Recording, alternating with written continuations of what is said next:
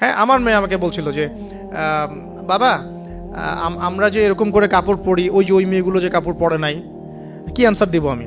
তো বললাম যে আম্মু আসলে তাদের তাদের বাবা মা মনে হয় তাদেরকে এভাবে শিখায় নাই। আমরা যেমন তোমাদেরকে শিখাইছি, তাদের বাবা মা শিখায় নাই। ও মসজিদে যেতে খুব পছন্দ করে, তো মসজিদে যখনই যাই নিয়ে যান, আপনারাও নিয়ে যাবেন। আর আমাদের সমাজে তো মসজিদে নিয়ে গেলে ধমক দেয়, হ্যাঁ, ডিস্টার্ব হয়। আর টার্কির মতো জায়গায় দেখবেন, টার্কিতে মসজিদে ঢুকলে চকলেট দেয়, গিফট দেয়। নববীতেও, এখন নবী হারামেও ছেলেমেয়েরা দৌড়াদৌড়ি করে খেলে বেড়ায়, মানুষ নামাজ পড়ছে, কোনো সমস্যা নাই।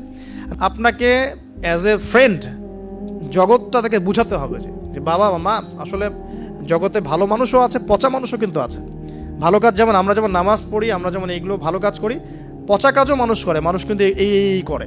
বাচ্চা কিন্তু প্রশ্ন করবে, বাবা এটা কেন, ওটা কেন, আব্বু এটা কেন, ওইটা কেন। সব প্রশ্নের উত্তর আপনাকে দিতে হবে।